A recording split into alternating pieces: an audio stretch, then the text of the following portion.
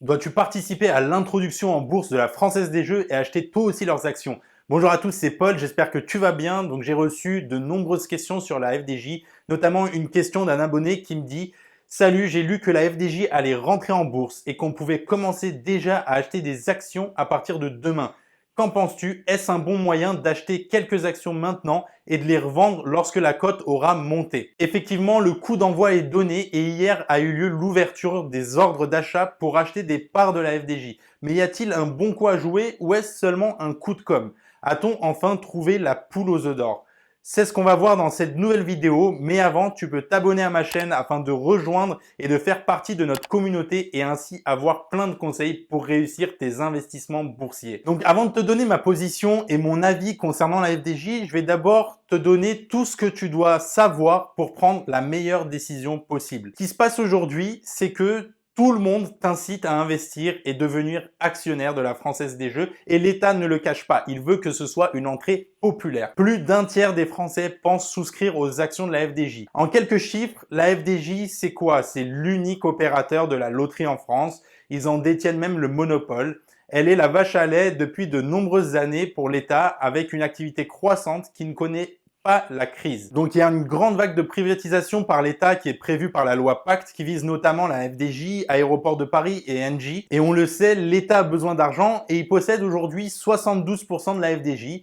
Il va donc céder 52% de ses parts pour renflouer un peu ses caisses et n'en garder que 20%. Sur ces 52% cédés, environ un tiers, soit 17%, est réservé aux particuliers qui peuvent souscrire du jeudi 7 novembre au mardi 19 novembre 20h dans leur banque ou leur courtier en ligne avec un minimum de souscription de 200 euros. On connaît maintenant la fourchette de prix qui se situera entre 16,50 et 19,90 l'action et le prix définitif sera connu le 20 novembre en fonction de toutes les demandes reçues et qui commencera à coter à partir du 21 novembre. On est ici dans une introduction de type OPO, offre à prix ouvert, et si tu veux comprendre comment se passe ce type d'ordre, je t'invite à aller voir la vidéo que j'ai tournée sur comment fonctionnent les introductions en bourse qui est disponible sur ma chaîne.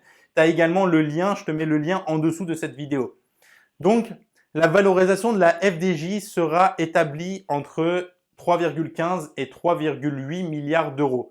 Donc, pour rendre cette entrée médiatique et populaire auprès des particuliers et surtout réconcilier les Français avec la bourse, l'État a mis en place des conditions préférentielles qui visent par exemple un rabais de 2% sur le prix de l'action finale pour les particuliers. Les institutionnels, eux, paieront le prix sans rabais et se verront offrir également une action gratuite, toutes les 10 actions achetées, si ils gardent leurs actions plus de 18 mois. Donc déjà, avant de savoir si c'est une bonne affaire ou pas, qu'est-ce que cette action gratuite veut dire?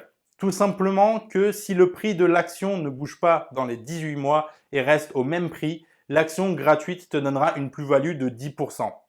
Ensuite, il faut voir plusieurs choses. Premièrement, d'un point de vue fondamental, la FDJ est un business qui rapporte. C'est un des meilleurs business, comme les casinos, étant donné qu'ils gagnent plus qu'ils reversent d'argent. En soi, les jeux d'argent sont rentables et les jeux d'argent ne connaissent pas la crise. Avec une hausse chaque année des mises jouées, c'est un business rentable même en période de crise, car durant ces périodes, les joueurs se mettent à jouer dans l'espoir de gagner pour avoir un avenir meilleur. D'où les chiffres d'affaires et résultats nets qui sont très bons.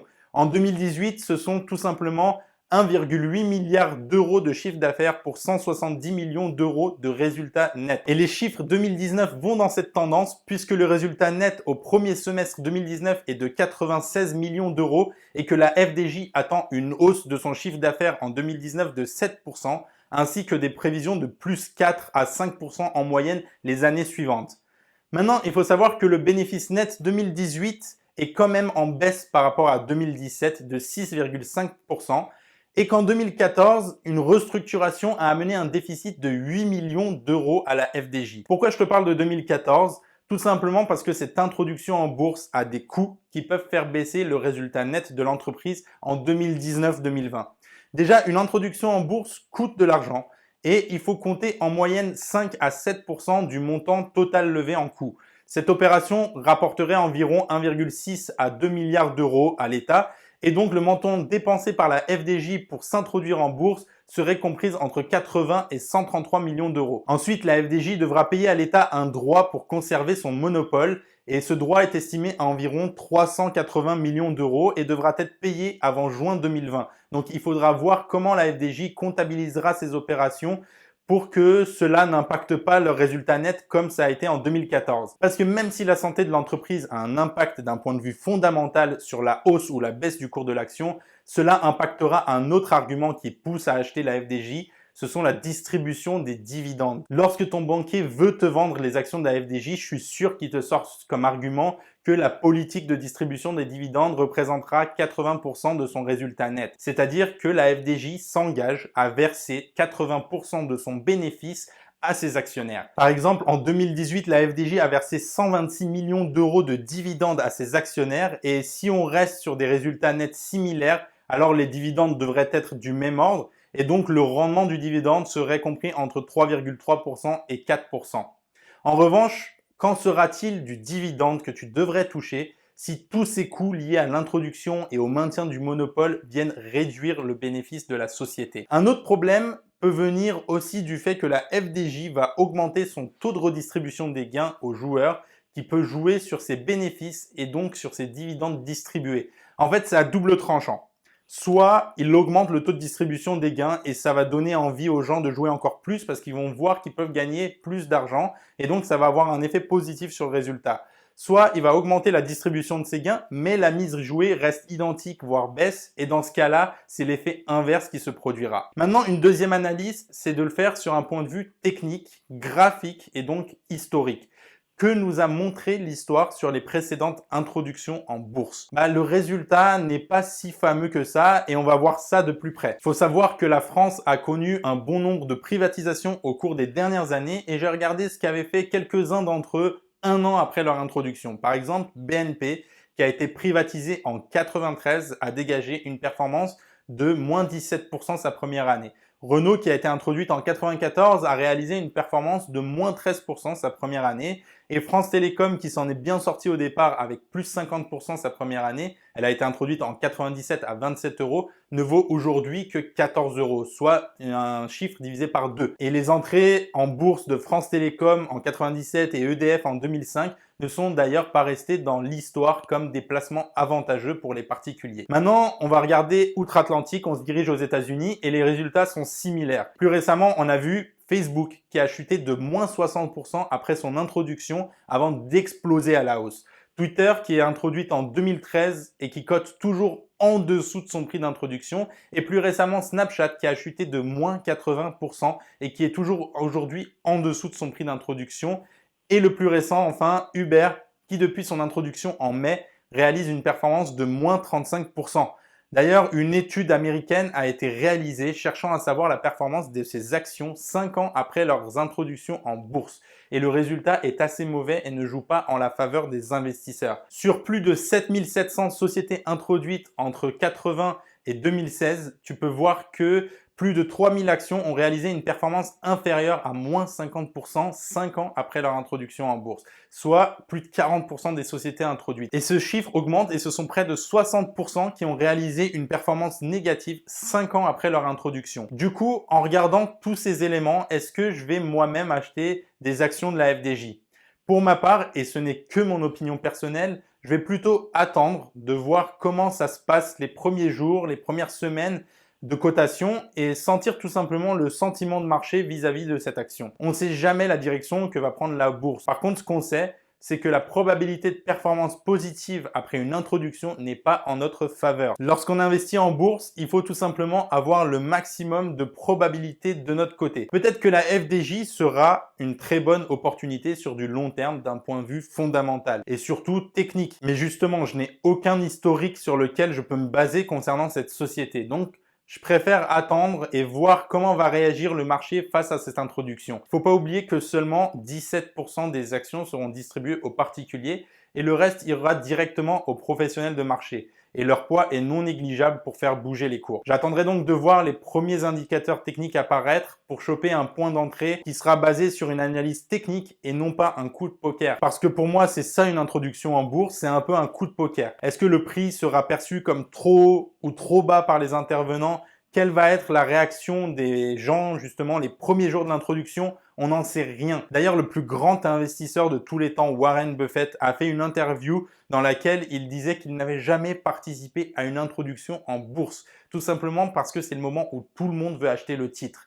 Et donc, je me dis, est-ce qu'on ne devrait pas prendre conseil des meilleurs investisseurs? Et c'est ce qu'on voit. Si tu tapes FDJ sur Google, tu vois des centaines d'articles sur le sujet et il est en top recherche. Le seul facteur qui peut être positif est de se dire que la demande pourra être plus élevée que l'offre à court terme à cause du nombre d'actions limitées qui seront distribuées et donc cela peut créer une spéculation à la hausse du cours, des cours à court terme. Après, c'est sûr que la FDJ, c'est pas Facebook ou une autre startup qui arrive sur le marché. Elle a quand même des années d'existence derrière elle et elle est dans un secteur plus stable. Par contre, les marchés sont sur les plus hauts aujourd'hui et même si on ne sait pas quand aura lieu le prochain crack, si cette introduction coïncide avec la fin du cycle haussier des bourses à moyen terme, le titre, je pense, risque de prendre un coup. Maintenant, qui sera le grand gagnant de cette opération au final? Ce n'est sûrement pas toi, ce n'est sûrement pas moi, c'est tout simplement l'État et les banques. L'État parce que déjà, elle va empocher près de 2 milliards d'euros en vendant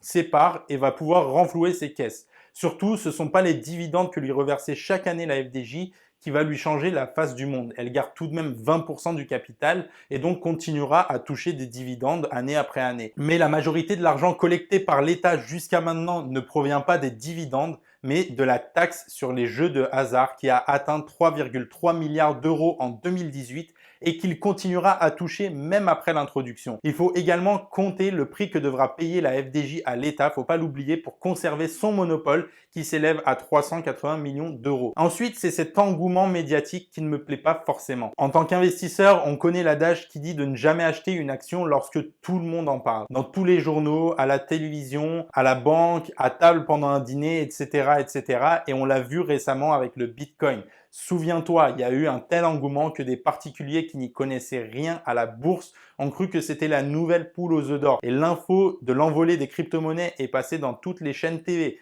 dans tous les journaux. Les gens en parlaient même autour de la machine à café. Ça n'a pas loupé, cette surmédiatisation a fait éclater la bulle et les cours ont chuté. Enfin, ceux qui vont également gagner gros dans cette histoire, ce sont les banques et les courtiers parce qu'ils en ont rien à faire que l'action elle monte ou elle descende. Dans tous les cas, ils vont empocher leur commission. Et dans toutes les banques de France, une grande campagne médiatique est lancée pour te vendre des actions FDJ.